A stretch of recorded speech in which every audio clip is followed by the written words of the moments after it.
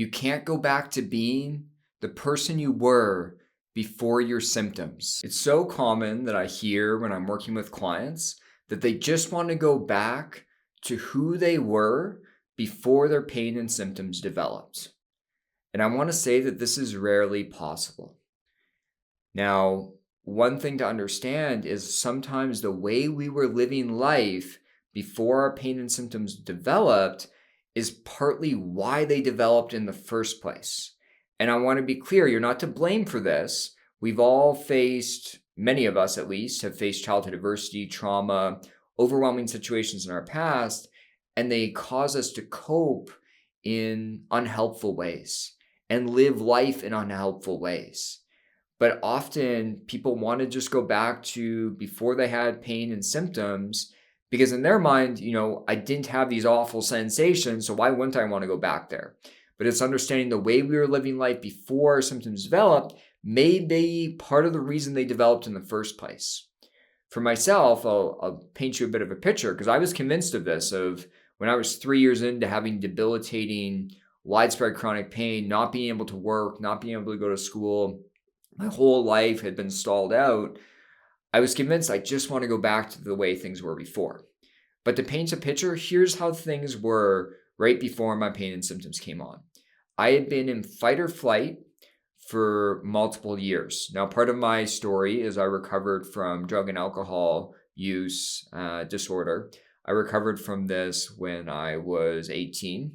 And after that, I was sober and have been ever since, but I was thrown back into this scary world. It was terrifying. I came out of drug treatment and I was thrown back into this scary world. And how did I cope? I tried to be as perfect as possible, to please everyone around me, to be high achieving. And what this looked like was putting high amounts of pressure on myself, working 60 to 80 hours a week on school and work, being very self-critical and always being hypervigilant. And so right before my pain and symptoms came on, I was in this like perpetual state of anxiety. Now, compared to like widespread debilitating chronic pain, it seemed better, but I really didn't have the insight of all of that was part of the reason my pain and symptoms developed in the first place is my brain and nervous system was in too much of a state of danger and survival for too long that pain and symptoms clicked on. And I see this pattern happen for a lot of people. And this is why we can't go back to living the way we were and to who we thought we were before our symptoms developed, because that may be part of the reason they occurred. Again, you're not to blame for this, but we are responsible for shifting this. Now, when we talk about the two types of lifestyles that I see perpetuating people's chronic symptoms or triggering them in the first place, we have the first lifestyle, which is similar to what I just explained to you, which is high intensity living. This looks like perfectionism, always being high achieving, putting pressure, being critical, always being busy, pushing through. I see this a lot with people. They're almost like fighting against life. They're trying to be the best they possibly can, and they're constantly in this fight or flight state, anxious, angry state. This high intensity living that takes place, we cannot go back to living that way. I've tried a few times, I can say, since healing my chronic pain and symptoms. Each time I have, when I got too far down that road, my pain started to come back on. So I know that this is not possible for me. And believe me, people, I have tested this. It doesn't work for me. So I want people to reflect, this high intensity living, do you relate to this?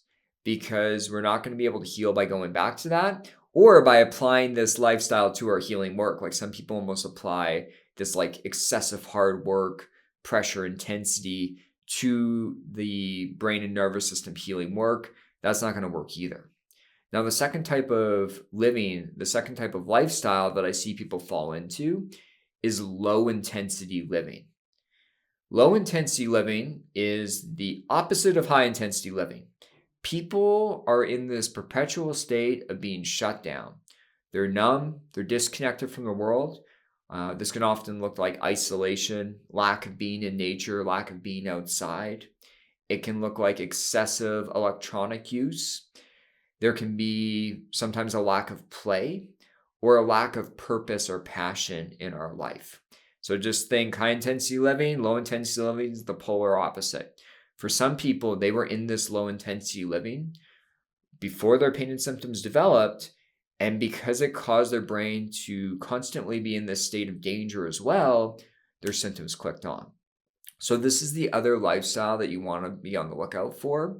Now, I'm painting these two things as separate things. They can alternate. Like throughout my life, there was points where this low intensity living was occurring. Mainly it was high intensity for me, but also low intensity. But we want to reflect on this. Like, how were we living life? How were we coping in life before my pain and symptoms developed? This can give you signs and clues of what you need to change, and how when you're doing this mind-body healing work, we need to start to cultivate a life that breeds a sense of safety. People often in this community get so locked into what's the right strategy. Somatic tracking, emotional work, journaling, all that stuff's great. Don't get me wrong. But I want people to start to develop a way of living life and develop a life in general that's going to create a sense of safety for you, because that's what's going to help you heal and maintain your healing. So I hope this video was helpful. Please put your questions or comments down below. Hit the like button, subscribe to my channel, and I'll talk to you all soon.